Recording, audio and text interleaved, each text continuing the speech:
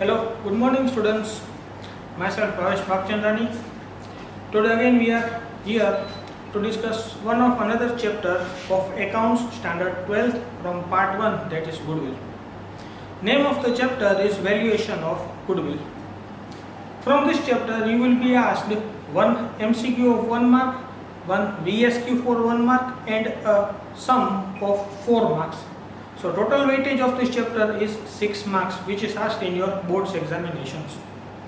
First of all, starting with the meaning of goodwill. What is the meaning of goodwill? Goodwill is called a reputation of the firm in the market. It is a financial reputation of a firm. Firm means a business in the market. That is called a goodwill. All the firms which are working in the market since long are having good reputation in the market. Now their reputation can be measured in terms of financial value, or we can say a monetary terms. When we measure reputation of any business in financial terms, that is called a goodwill. Goodwill is called an intangible asset for the business. Okay, now there are mainly two types of assets. First is a tangible asset and second is intangible asset. Meaning of the word tangible means which we can see as well as we can touch. That is called a tangible asset. Second is an intangible asset, means it is an asset but we cannot see as well as we cannot touch. But for a business some amount may be realized, that is why we are considering it as an asset. Previously you people might have studied meaning of asset means that is any item owned by the business, or we can say an item which is having a realizable value. When we sell our business, some amount would be realized for our goodwill. That is why we are considering it as an asset. As it cannot be seen or it cannot be touched, but monetary realization is there. That is why we are considering this as an asset, and this will be considered as an intangible asset. We cannot see, we cannot touch, that is why it is called intangible asset, and this shows the reputation of the firm in the market. That is called the valuation of goodwill. There are various factors which affects the valuation of goodwill, like nature of business. Nature of business means we can say the profitability of our business. For an example, in our business profitability is more as compared to other business. So we can say that the valuation of goodwill of our firm is higher as compared to other business. Then we can say a location of business. Location is very important factor which affects the valuation of goodwill.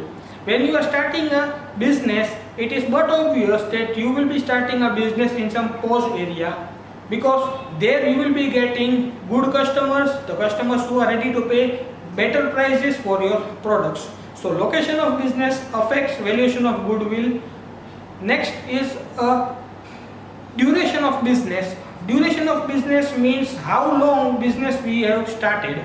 As long as the duration of business increases, there are chances that there will be increase in the valuation of goodwill. So we can say that as and when the duration increases of the business, the valuation of goodwill will also increase, and vice versa. Next factor is a skill and efficiency of a manager. Manager means we can say an owner. If owner is skillful, he is efficient, he is proficient in his work, so he will develop his business in a very good way. So we can say that if skill and efficiency of owner is good, so there will be an increase in the valuation of the goodwill of that particular firm. So these are the main factors which affects the valuation of goodwill. For your sums part, mainly there are 4 methods for the valuation of goodwill. First method is an average profit method. Second is a weighted average profit method. Third is a super profit method, and fourth is a capitalization of profit method. These are the 4 methods for valuation of goodwill. This chapter is totally based on formulas. For each method you have been given different formulas. Simply by putting the formula you can get the value of your goodwill. First method is average profit method. Its formula will be shown to you in the same video. In the same way, weighted average profit method is also divided into two steps. Third is a super profit method, which is divided into main 4 steps and 2 sub steps will be done. And the fourth method is a capitalization of profit method, which is again divided into sub 2 parts. In that, first is a capitalization of average profit method and second is capitalization of super profit method. So these are the main 4 methods for valuation of goodwill, for which some will be asked for 4 marks. Theory part may not be asked in your examination, but you are supposed to give more concentration on the sums part, that is on practical parts only. So this is all about the valuation of goodwill. We have discussed meaning of goodwill, factors affecting valuation of goodwill and methods for the valuation of goodwill, and its formulas will be given to you in the next lectures. Thank you.